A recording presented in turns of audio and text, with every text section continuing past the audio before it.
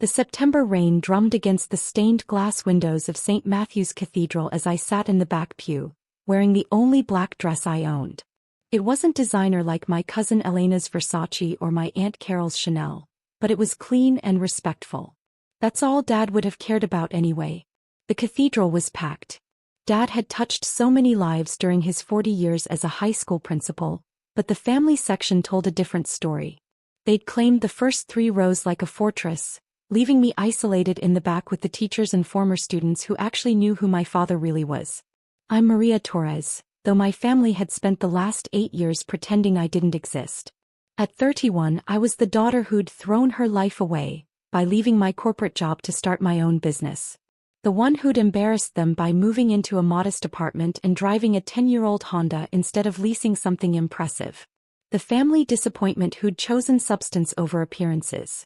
They only knew. Aunt Carol turned in the front pew, her perfectly applied makeup unable to hide the disdain in her eyes as she spotted me. She whispered something to my Uncle Roberto, who glanced back with the same expression of barely concealed disgust. My cousin Elena didn't even bother looking. She was too busy checking her phone, probably updating her social media about attending such a meaningful service. The priest's voice echoed through the cathedral as he spoke about Dad's dedication to education, his love for his students, his commitment to helping underprivileged kids find their path. Everything the family had rolled their eyes at during Sunday dinners, calling it throwing good money after bad causes.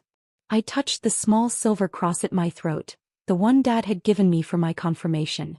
The one piece of jewelry I never took off even though it wasn't worth more than $50. Unlike the diamond tennis bracelet Elena was wearing, it had actual meaning. As the service progressed, I found myself remembering the last conversation I'd had with Dad, just 2 weeks before his sudden heart attack. We'd met at his favorite diner, the one where he'd taken me for pancakes every Saturday morning when I was little. "I'm proud of you, Mija," he'd said, stirring sugar into his coffee with hands that had graded thousands of papers over the decades. "You're doing something real, something that matters." The family hadn't understood why I'd walked away from my 6-figure job at Morrison & Associates to start Torres Solutions, a consulting firm that helped small businesses navigate technology transitions. They saw it as throwing away success. Dad saw it as building something meaningful. "Your mother would be proud too," he'd added, his voice soft. "Mom had died when I was 16, and Dad had raised me alone while teaching full-time and earning his master's degree at night. The family had considered his struggle beneath them even then. Now watching them perform their grief for the packed cathedral, I felt that familiar mixture of sadness and anger. They'd barely visited Dad in his final years, too busy with their country club memberships and charity galas to spend time with a public school principal who lived in a modest house and drove a 12-year-old Camry. The priest concluded his remarks and invited family members to share memories. Uncle Roberto stood first, adjusting his expensive suit as he walked to the podium. His voice boomed through the sound system as he painted a picture of his beloved brother that bore little resemblance to the man who'd actually raised me. "Eduardo was a pillar of our community," Roberto declared, his politician's smile gleaming under the cathedral lights. "A man who understood the importance of family values and financial responsibility." I had to bite my tongue. This was the same man who'd told Dad that teaching was a waste of his potential, and that he should have gone into real estate like the rest of the Torres men. Elena spoke next, her voice trembling with what I assumed was practiced emotion. She talked about Uncle Eduardo's wisdom, and how he'd always encouraged the family to pursue excellence. The same uncle she'd complained about to anyone who'd listen, calling his house embarrassingly small, and his car a piece of junk. Finally, Aunt Carol approached the podium. At 58 she was the family matriarch, the one who'd taken it upon herself to maintain the Torres image after Dad's wife, my mother, had died. She'd never forgiven him for not remarrying someone from their social circle, and she'd never forgiven me for existing as a reminder of his poor choices. "My brother Eduardo was a good man," she began, her voice carrying that particular blend of condescension and false sentiment she'd perfected over the years. "But he was also stubborn. He had ideas about success that didn't always align with reality." I shifted uncomfortably in my pew. Even at Dad's funeral she couldn't resist taking shots at his choices. "He believed in helping others, sometimes to his own detriment," Carol continued. He gave and gave even when it meant sacrificing his own financial security. It's a cautionary tale about the importance of practical decision-making. The coded message was clear. Dad had been a fool for choosing teaching over money, for helping students instead of building wealth, for raising a daughter who'd followed in his impractical footsteps. As she returned to her seat, I felt the familiar burn of rage in my chest. 8 years of family dinners where they dismissed my business as playing with computers. 8 years of Christmas gatherings where they'd asked when I was going to get serious about my career. 8 years of watching them treat Dad like a well-meaning failure while living off trust funds their grandfather had built through actual hard work. The service concluded with a final prayer, and the family began filing out for the reception at the country club. I hung back, letting them pass without acknowledgement. I wasn't invited to the reception anyway. Aunt Carol had made that clear when she'd called to inform me about the funeral arrangements. "We thought it would be best to keep things simple," she'd said, her voice dripping with fake concern. "You understand how these things can be complicated with family dynamics." What she'd meant was that my presence would be embarrassing. The family failure mingling with their important friends, reminding everyone that Eduardo Torres had raised a daughter who'd chosen substance over status. I was gathering my purse when the funeral director approached. Thomas Mackenzie had been handling services at St. Matthew's for 30 years, and his expression was carefully professional as he walked down the aisle toward me. "Excuse me," he said quietly, glancing around to make sure we weren't overheard. "Are you Maria Torres?" I nodded, wondering if there was some paperwork issue with Dad's arrangements. "I wanted to speak with you privately," he continued, his voice taking on a more personal tone. "About the funeral expenses." My heart sank. Had Dad left unpaid bills? Was I going to have to scramble to cover costs I couldn't afford?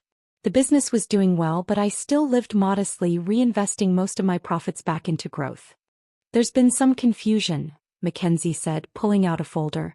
"Your family seems to believe they're responsible for the costs, but our records show that everything was prepaid by you 3 months ago. The entire service, the flowers, even the reception at the country club." I stared at him, my mind racing. 3 months ago, I'd gotten a call from Dad's doctor about his heart condition. The prognosis had been serious but not immediately life-threatening. I'd made some calls, taken care of some arrangements, but I'd done it quietly. Dad would have been furious if he'd known. "The amount was quite substantial," Mackenzie continued. "The full cathedral service, premium arrangements, catering for 200 people. Nearly $40,000 in total." Before I could respond, I heard the sharp click of expensive heels on marble. Aunt Carol was walking back up the aisle, her face twisted with the particular expression she reserved for dealing with unpleasant necessities. "Maria," she said, her voice barely concealing her irritation, "you need to move along. We have a reception to attend and this isn't the place for lingering." She glanced at Mackenzie with the dismissive look she used for service workers. "Thomas, thank you for everything. The family will settle the final expenses this week." Mackenzie looked between us, clearly uncomfortable. "Actually, Mrs. Rodriguez, that's what I was just explaining to Ms. Torres. The expenses have already been covered." Carol's perfectly arched eyebrows drew together. "Covered by whom?" "We haven't sent payment yet." "By your niece," Mackenzie said simply. "Miss Torres prepaid everything 3 months ago." The silence that followed was deafening. Carol's face went through a series of expressions: confusion, disbelief, and finally something that looked like panic. "That's impossible," she said, her voice rising slightly. "Maria doesn't have that kind of money. She works with computers or something." I felt the familiar sting of her dismissal, but this time it was followed by something else. A calm, cold satisfaction that I'd been building toward for 8 years. "Actually," Mackenzie said, consulting his folder, "Miss Torres owns Torres Solutions, which handled our cathedral's complete technology overhaul last year. She also funded the scholarship program that's helped over 300 students attend college." Carol's face was going pale under her foundation. "Scholarship program?" "The Eduardo Torres Memorial Scholarship," Mackenzie continued, clearly not understanding the family dynamics at play. "Though it wasn't memorial when it was established. Miss Torres set it up to honor her father while he was still alive. $500,000 endowment, renewable annually." The folder slipped from Carol's manicured fingers, scattering papers across the marble floor. I watched her scramble to pick them up, her designer dress not designed for such practical movements. $500,000, she whispered. I looked at Mackenzie, then at my aunt's shocked face and made a decision. 8 years of being treated like a failure. 8 years of watching them dismiss Dad's choices and mine. 8 years of quiet condescension and barely concealed contempt. Actually, I said, my voice steady and clear, the scholarship is just one of several programs Torres Solutions funds. We also support the technology initiatives at 5 local schools, the Small Business Development Center downtown, and the community college's coding boot camp. Carol struggled to her feet, papers clutched in her trembling hands. How much money are we talking about? Mackenzie looked confused by the question, but I decided to answer it directly. Torres Solutions generated $12 million in revenue last year, I said simply. We're expanding into 3 new markets next quarter. The sound Carol made was somewhere between a gasp and a choke. She stared at me like I'd suddenly sprouted wings. 12 million, she repeated weakly. In revenue, I clarified. Net profit was about 30% of that, though most of it gets reinvested in community programs or business expansion. Mackenzie was looking between us with growing understanding. Perhaps we should continue this conversation somewhere more private? But Carol was still staring at me, her brain clearly struggling to process this information. But you live in that tiny apartment. You drive that old car. I live below my means, I said simply. It's something Dad taught me. The difference between having money and spending money. She sank down onto a nearby pew, her legs apparently unable to support her anymore. But you never said anything. All these years you let us think. Let you think what? I asked, though I knew exactly what she meant. That I was a failure? That I'd thrown my life away? That Dad's values were worthless. The cathedral fell silent except for the continued drumming of rain against the windows. Mackenzie excused himself quietly, leaving us alone in the vast space. Your father, Carol began, then stopped. He knew. Of course he knew. He helped me write the business plan. He was my first investor, actually. Loaned me $5,000 from his savings to get started. Carol's eyes were wide with something between shock and horror. $5,000? Which I paid back with interest within 6 months, I continued. Along with a 10% stake in the company which he held until he died. His shares are worth about $800,000 now. She made that choking sound again. $800,000? The lawyers are still working out the details, but Dad's will specifies that his stake should be used to expand the scholarship program. By the time everything's finalized, it'll be enough to send about 40 kids to college every year. Carol stared at me for a long moment, her perfect composure completely shattered. All this time, she whispered. All this time you were successful, I supplied. Yeah. Just not the kind of success you recognize. I stood up, smoothing my simple black dress. I should probably get going. I have a board meeting tomorrow morning with the city council about a new education initiative. Carol grabbed my arm as I passed her pew. Maria, wait. The reception. You should come. The family will want to. Want to what? I asked, gently removing her hand from my arm. Suddenly pretend you've been proud of me all along? Act like you didn't spend 8 years treating me like an embarrassment. She opened her mouth to protest, but I held up a hand. I'm not angry, Aunt Carol. Not anymore. But I'm also not interested in playing family politics at Dad's funeral reception. I started walking toward the door, my footsteps echoing in the empty cathedral. Maria, she called after me. Please. We didn't know. I paused at the cathedral entrance, turning back to look at her. She looked smaller somehow, diminished by the revelation that everything she'd believed about success and failure had been wrong. You didn't know because you didn't want to know, I said quietly. You were so busy judging Dad's choices and mine that you never bothered to ask what we were actually building. The rain had stopped by the time I reached my Honda in the parking lot. As I unlocked the door, I saw the family emerging from the cathedral's side entrance. Elena was gesticulating wildly, clearly excited about something.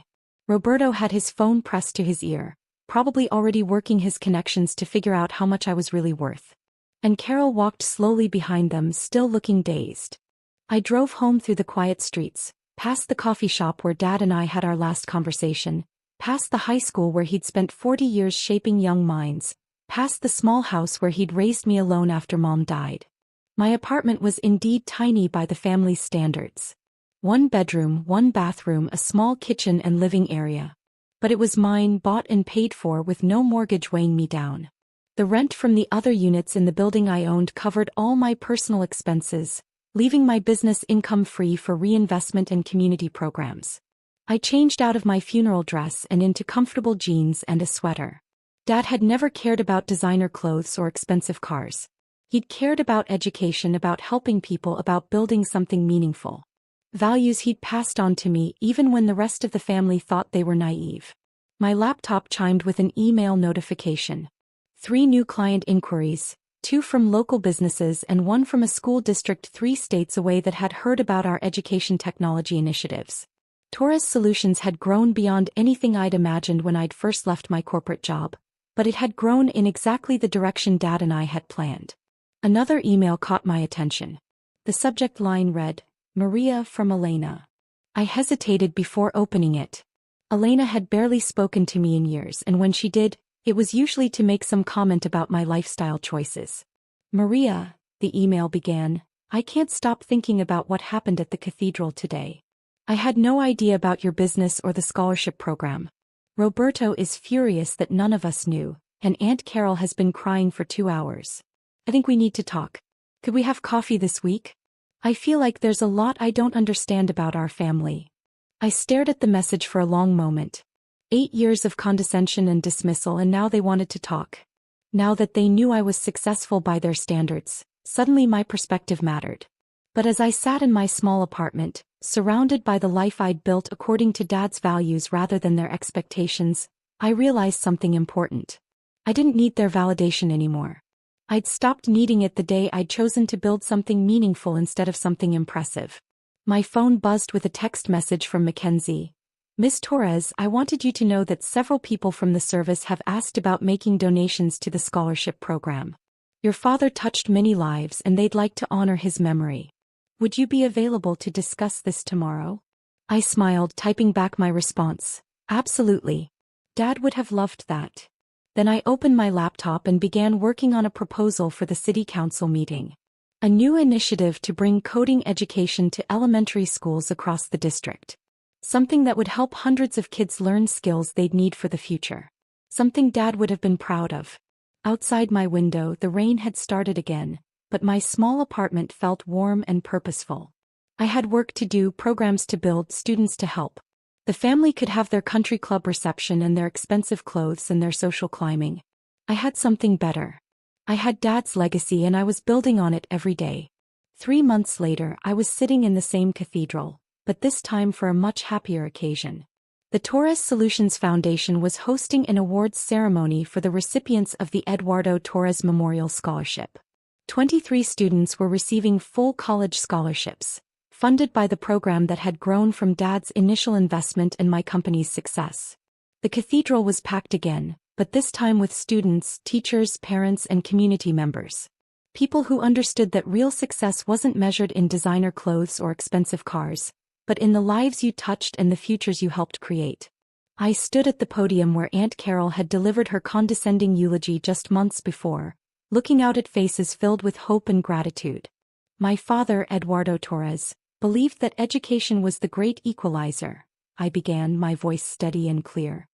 He believed that every child deserved a chance to reach their potential, regardless of their family's financial situation. In the audience, I spotted familiar faces. Mackenzie sat in the 3rd row, having become a friend and supporter of the foundation. Several of Dad's former colleagues were there, along with dozens of students he'd taught over the years. And in the back, almost hidden behind a pillar, I saw Aunt Carol. She'd been calling regularly since the funeral, trying to rebuild our relationship. I wasn't ready for that yet, but I wasn't angry anymore either.